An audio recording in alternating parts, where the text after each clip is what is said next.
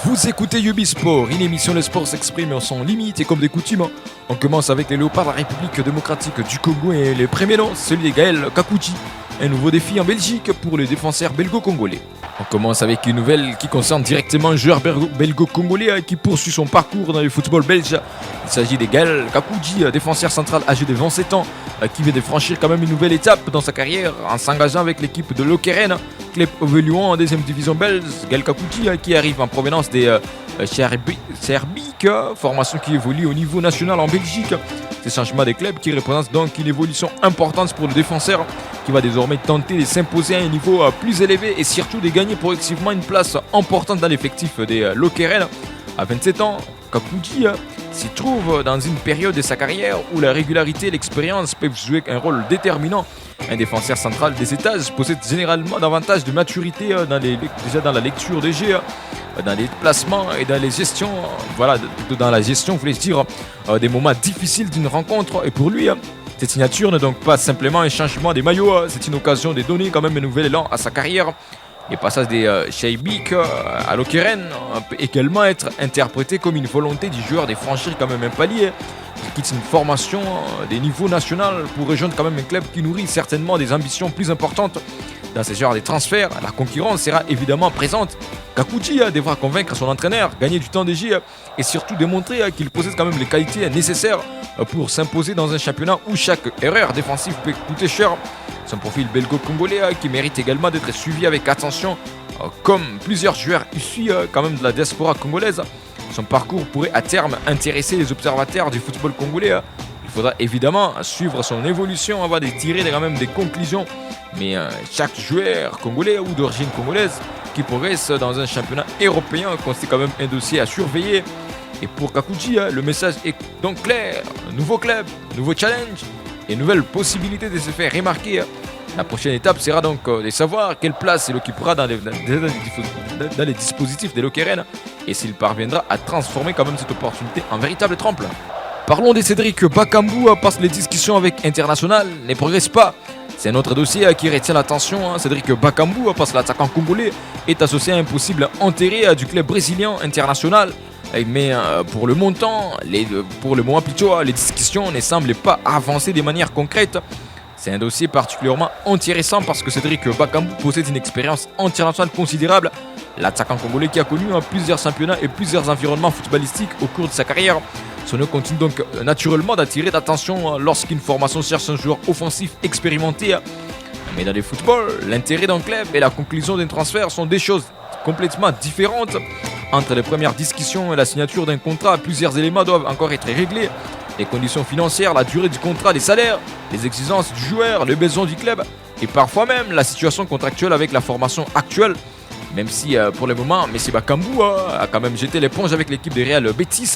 C'est justement ce qui semble ralentir quand même les dossiers Bakambu International parce que pour l'instant les échanges plutôt n'ont pas suffisamment progressé pour permettre de parler quand même d'un transfert imminent.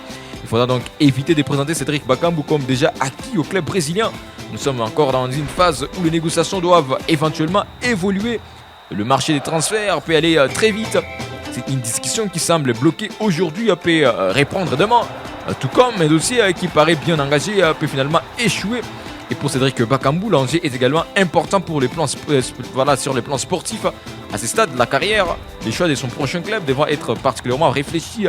Il ne s'agit donc pas seulement de trouver une destination, mais de rejoindre quand même un projet dans lequel il pourra avoir un rôle significatif.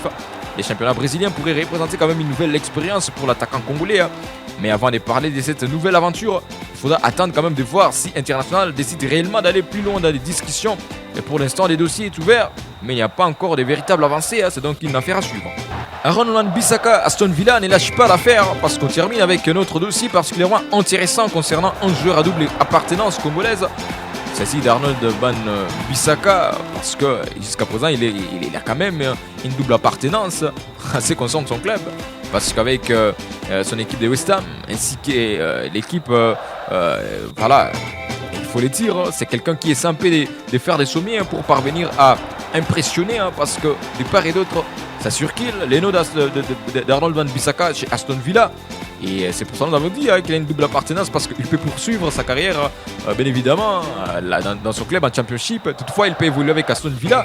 Et donc, une double appartenance, selon les dires, bien que les terrains parlent autrement, on en parle. Donc, les défenseurs qui continuent d'être courtisés par Aston Villa, malgré la résistance de son équipe de West Ham United, qui ne semble donc pas disposer, qui ne semble pas plutôt disposé à faciliter son départ. Et Aston Villa qui aurait clairement manifesté son intérêt pour le joueur et serait prêt à avancer dans les dossiers, sur les dossiers plutôt. Mais Newcastle, West Ham United attend à défendre quand même ses intérêts. Une valorisation autour de 25 millions est évoquée, ce qui montre que les clubs ne considèrent pas les départs des défenseurs comme une simple formalité. Et Arnold Van Bissaka reste quand même un joueur particulièrement apprécié pour ses qualités défensives, sa capacité à défendre quand même dans les situations des 1 contre 1, son activité sur le côté et son expérience du football anglais qui constitue quand même des arguments importants pour un club qui souhaite renforcer son secteur défensif. Et pour Aston Villa, l'intérêt est donc compréhensible. Les clubs cherchent à disposer quand même d'un effectif compétitif et surtout l'arrivée d'un joueur ayant déjà une expérience importante au club, plutôt au plus haut niveau, je précise, pourrait apporter davantage des solutions à l'entraîneur. Mais l'équipe de West Ham United possède quand même évidemment son mot à dire. Lorsqu'un club ne souhaite pas perdre un joueur, il peut fixer quand même les conditions financières élevées afin de décourager déjà le prétendant ou au contraire obtenir quand même une indemnité correspondant à la valeur qu'il attribue à son élément. C'est précisément là que les dossiers deviennent intéressants. Aston Villa va-t-il accepter les exigences de l'équipe de West Ham United, ou soit West Ham United finira-t-il par revoir quand même sa position, et surtout Arnold Van Bissaka souhaite quand même changer d'air, mais aussi autant de questions qui restent ouvertes. Mais le montant de 25 millions de livres sterling constitue donc un élément important dans ce dossier, parce que si Aston Villa estime que les joueurs correspondent parfaitement à ses besoins, les clubs pourraient décider quand même de poursuivre ses efforts. Mais si les exigences des West Ham United deviennent trop importantes, les négociations pourraient également ralentir. Et pour Bissaka, cette situation montre une nouvelle fois l'intérêt dont il bénéficie sur le marché anglais. Son profil continue d'être recherché et Aston Villa semble déterminé à ne pas abandonner facilement la piste.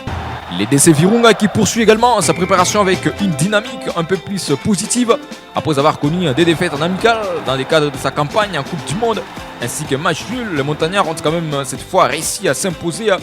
Virunga qui affrontait une équipe de JMR de Kinshasa, une formation qui a montré des belles qualités dans le jeu et qui a offert quand même une opposition intéressante aux joueurs de Virunga. Au terme de la rencontre, l'équipe de DC Virunga s'est imposée sur le score de 1-0. L'unique but de la partie est intervenu sur un but contre son camp, permettant tout aux Montagnards de décrocher quand même cette victoire qui intervient après plusieurs résultats difficiles lors de leur précédente sortie. Il faut le dire. Au-delà du résultat, cette rencontre avait également une importance particulière pour le staff technique. Face à une équipe qui pratique un football intéressant, l'entraîneur a pu observer davantage des joueurs et avoir une meilleure idée de ses qualités, plutôt une meilleure idée des qualités et des insuffisances de son effectif. Virunga va maintenant poursuivre sa préparation au Congo-Brazzaville où le club devra séjourner pendant au moins 2 semaines. Ce déplacement doit permettre à l'équipe de poursuivre son travail avant ce retour pour préparer quand même sa campagne africaine.